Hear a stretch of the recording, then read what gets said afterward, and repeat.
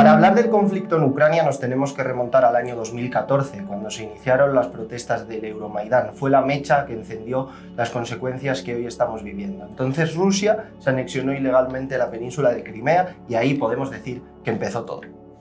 Aunque la fecha de la guerra es el 24 de febrero, lo cierto es que meses antes una acumulación de soldados rusos en la frontera con Ucrania hizo saltar todas las alarmas del mundo.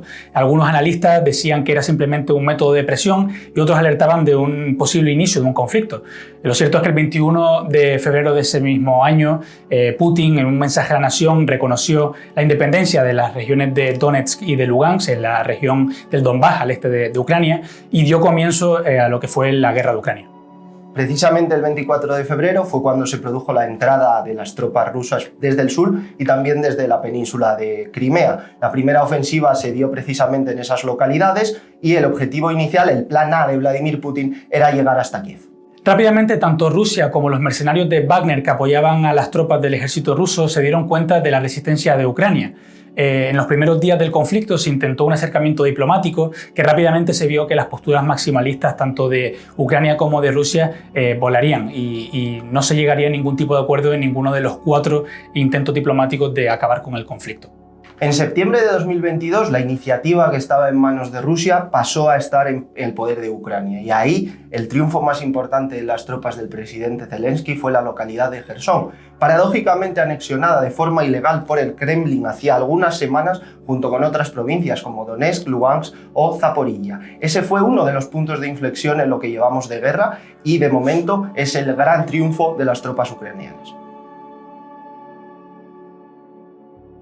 En todo el drama que ha significado esta invasión, lo cierto es que hay una figura que ha sobresaltado por encima del resto. Es la del presidente ucraniano Volodymyr Zelensky.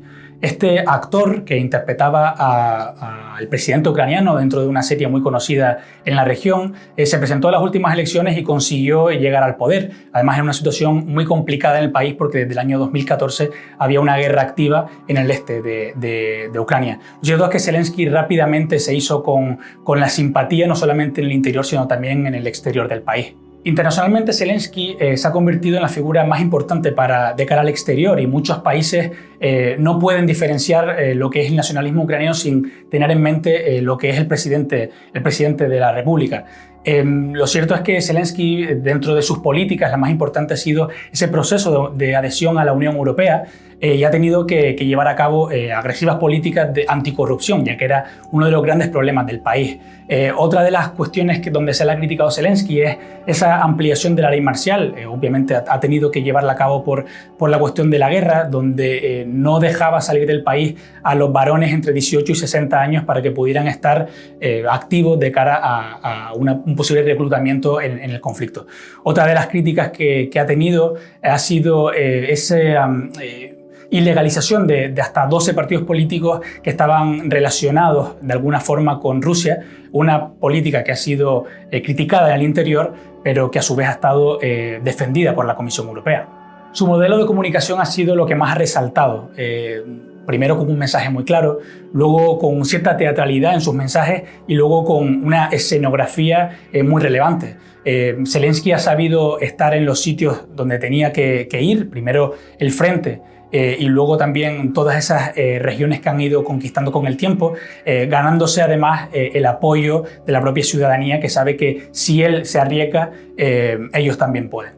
A nivel de liderazgos, una parte la ocupa, como decimos, Volodymyr Zelensky y la otra la ocupa Vladimir Putin. Ahora mismo el presidente ruso es seguramente la persona más odiada por los políticos occidentales, por los países occidentales que son a su vez aliados de Ucrania. En su discurso desde el inicio de la invasión hay una palabra que destaca por encima del resto, que es desnazificación. Esa es la premisa sobre la que se apoya el Kremlin para haber lanzado la ofensiva sobre Ucrania en un discurso que rememora historia, el pasado de una Rusia imperial y los estragos de lo que considera Putin que es una guerra enquistada que se inició, como comentábamos antes, también en el año 2014. Nunca ha estado muy claro cuáles son los planes de Moscú, porque en un primer momento la intención era llegar hasta Kiev, ahora el conflicto parece que se ha condensado de nuevo en el este de Ucrania y nunca sabemos cuál es la idea que se le pasa a Vladimir Putin por la cabeza. Moscú ha entrado en una especie de hermetismo y no parece que vaya a salir de ahí, mientras incluso va perdiendo algunos apoyos, como puede ser el caso de China, que ha optado por una falsa equidistancia que incluso ha llegado a cabrear en algunos momentos al Kremlin. La situación que deja estos 365 días de guerra es un mapa de refugiados como la que no se había vivido en Europa desde la Segunda Guerra Mundial. Estamos hablando de casi 8 millones de personas que están en todo el continente. Eso sin contar con los más de 6 millones de ucranianos que han tenido que desplazarse internamente en el país para huir de las zonas donde los conflictos son más fuertes, sobre todo en la zona del este, en el Donbass, y en el sur, en la zona de Jersón y Zaporilla. Estos primeros 12 meses de guerra han dejado cifras que son la representación del horror. Según Naciones Unidas, ya hay un total de 7.000 civiles muertos y unos 11.000 heridos. Sobre todo esto se concentra en las localidades del este, fundamentalmente en Donetsk y en Lugansk, pero hay varias fotos que representan ese desastre, como son las ciudades de Bucha o de Mariupol. Por otra parte, Ucrania denuncia que en torno a 18 millones de personas, es decir, un 40% de su población, precisa de ayuda humanitaria. En cuanto a los soldados muertos en el transcurso del conflicto, lo cierto es que las cifras juegan también un papel propagandístico, depende de quién las dé. Ucrania en los últimos meses ha reconocido hasta 13.000 muertos, pero Rusia eleva esa cifra a más de 100.000. Sin embargo, Rusia hace unos meses hablaba de 6.000 los fallecidos durante el conflicto y Ucrania elevaba la cifra de soldados rusos muertos en más de 140.000. Si algo ha provocado la invasión rusa de Ucrania es una revitalización de dos organizaciones que son relevantes en el contexto internacional. La primera y la fundamental en este sentido es la OTAN. En 2019 el presidente francés Emmanuel Macron aseguró que la Alianza Atlántica se encontraba en muerte cerebral. El objetivo de Putin era precisamente, o uno de ellos, desgastar a la OTAN y ha conseguido justo lo contrario, como repiten sistemáticamente los líderes occidentales. Desde el inicio de la guerra, la OTAN ha impulsado más inversión en defensa, ha empujado a los países a hacer también más gastos en este sentido y ha celebrado una cumbre el pasado mes de junio en Madrid que sirvió para renovar su concepto estratégico. Es una resurrección de una alianza, de una organización que planteaba muchísimas dudas y que planteaba incluso dudas entre aquellos países que la lideran, como Estados Unidos, que durante la era de Donald Trump mantuvo vivas muchas incógnitas sobre la organización atlántica. En esa revitalización de la OTAN hay que contar también con el componente de la ampliación, pues desde que Rusia invadió Ucrania hay dos países que han llamado sistemáticamente también a la puerta de la Alianza Atlántica. Son Finlandia y Suecia, dos naciones que han abandonado su tradicional neutralidad para sumarse al bloque occidental, para sumarse precisamente al bloque de apoyo a Kiev. ¿Dónde está el problema? Pues de momento en Turquía. Turquía, miembro de la Alianza Atlántica, ejerce un papel de mediador con contactos casi constantes con Moscú y al mismo tiempo ejerce de freno dentro de la OTAN para de momento impedir la adhesión tanto de finlandeses como de suecos. Para hablar también de refundación tenemos que referirnos a la Unión Europea. El bloque comunitario ha tenido que deshacerse de uno de los grandes peajes que llevaba décadas pagando, la dependencia energética de Rusia.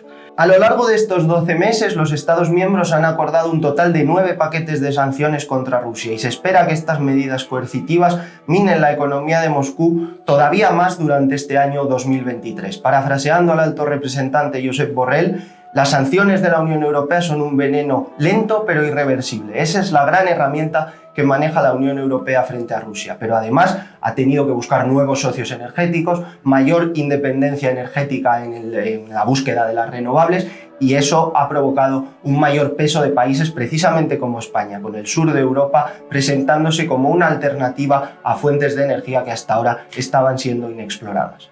Por otra parte, en el debate político también han cobrado fuerza los países bálticos, que son al fin y al cabo los que ven el conflicto más cerca. A casi nadie se le olvida uno de los grandes acontecimientos de lo que llevamos de guerra, que fue la caída de un misil en territorio polaco. Fue quizás uno de los instantes en los que más alarmas se encendieron, aunque en cuestión de pocos días se rebajaron las tensiones y la guerra volvió a un punto, digamos, de calma tensa, por así decirlo. Mirar al futuro del conflicto no es sencillo, sobre todo porque no tiene vistas a una resolución cercana. Todos los intentos de negociación han fracasado y parece que la guerra pasa ahora a una nueva fase de ofensiva. Tanto Ucrania, el primer ministro ucraniano, como Jens Stoltenberg, el secretario general de la OTAN, han dicho ya no solamente que estamos ante una nueva fase, sino que esa fase de guerra ya ha empezado. En ese escenario, los países más incisivos son aquellos que están a favor de seguir armando a Ucrania. Los principales reclamos de Volodymyr Zelensky hasta hace unas semanas eran los tanques. Ahora han pasado a ser los aviones de combate. Pero este es un debate que los aliados occidentales todavía no han abierto y si lo han hecho ha sido de forma muy tímida. Quién sabe si con el paso del tiempo y quizás con un estancamiento de la guerra se pueda volver a hablar de una vía diplomática. Y quién sabe también si esto puede abrir la puerta a un formato similar al que se utilizó en 2015 con el Cuarteto de Normandía, en el que Alemania y Francia ejercieron como mediadores. De todos modos, esto es algo que se parece más a una política ficción, pues la guerra, todos tienen claro, va para largo.